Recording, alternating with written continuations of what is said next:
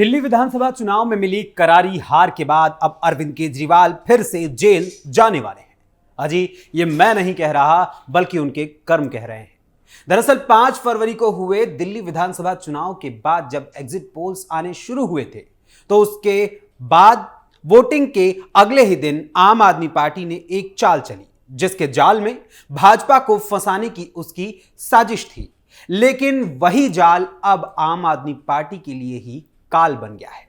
दिल्ली विधानसभा चुनाव में मिली करारी शिकस्त के बाद जहां अरविंद केजरीवाल पंजाब की सियासत पर काबिज होकर अपने ही मुख्यमंत्री भगवंत मान की कुर्सी पर ग्रहण बन रहे हैं, तो वहीं दिल्ली की जनता ने उन्हें न सिर्फ दिल्ली से भगाया है बल्कि उनकी ही सफाई का बिगुल भी बजा दिया है।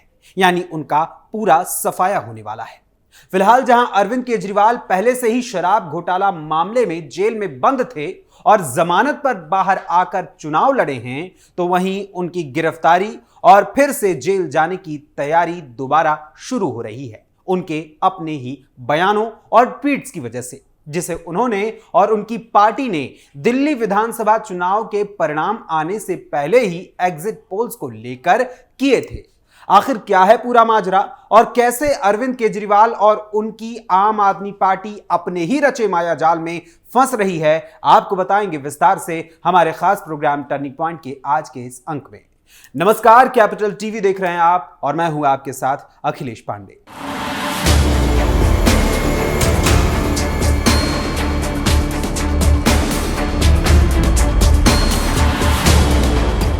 दिल्ली विधानसभा चुनाव में मिली हार के बाद आम आदमी पार्टी को एक और झटका लगने वाला है।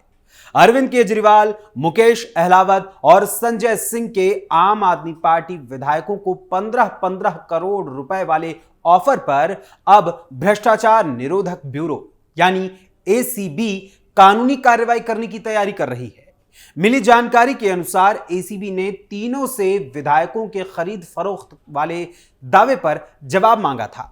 अगर एंटी करप्शन ब्यूरो यानी एसीबी को जवाब नहीं मिलता है तो वो आगे की कार्रवाई के लिए दिल्ली पुलिस की सहायता ले सकती है। एसीबी ने आम आदमी पार्टी के राष्ट्रीय संयोजक अरविंद केजरीवाल को भी नोटिस जारी कर आप विधायकों को यानी आम आदमी पार्टी के विधायकों को रिश्वत देने के आरोपों पर पूछताछ के लिए उपस्थित होने का उनसे अनुरोध किया है, उन्हें नोटिस दिया है।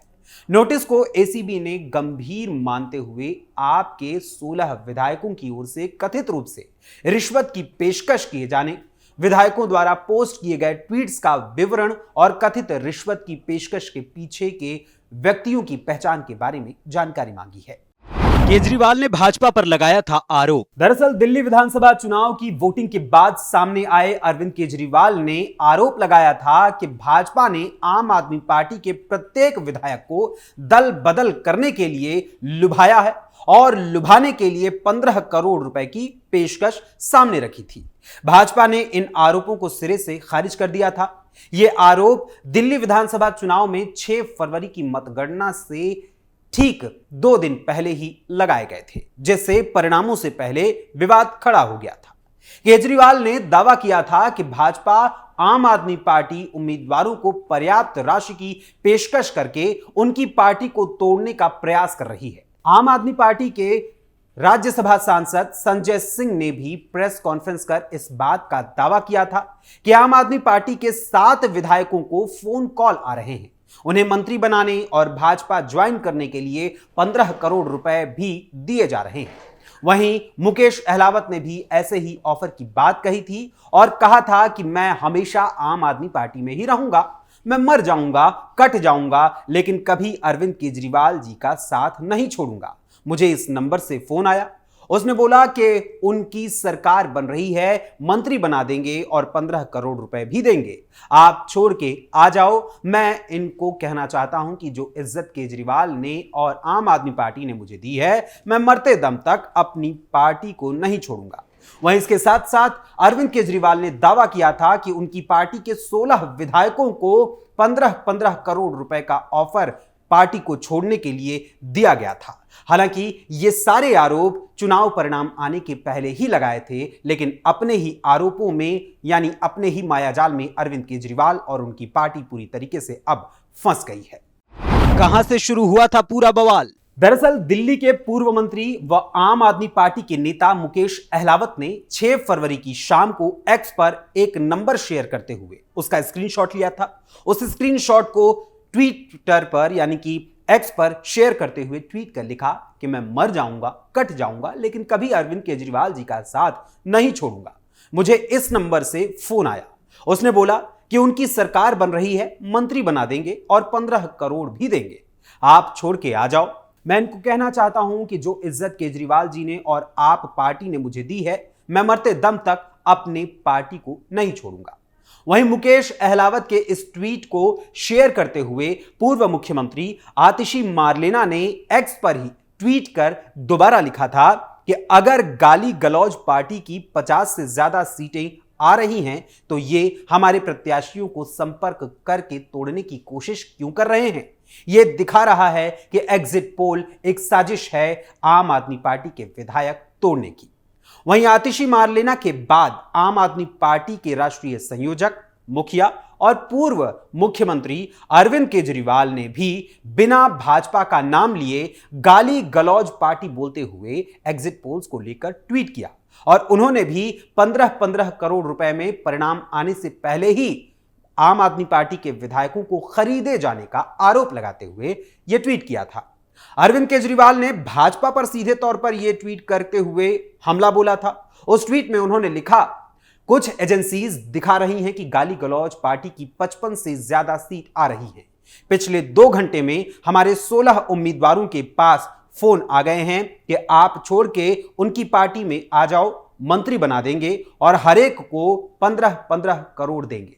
अगर इनकी पार्टी की 55 से ज्यादा सीटें आ रही हैं तो हमारे उम्मीदवारों को फोन करने की क्या जरूरत है? जाहिर तौर पे ये फर्जी सर्वे करवाए ही इसलिए गए हैं ताकि ये माहौल बनाकर कुछ उम्मीदवारों को तोड़ा जा सके।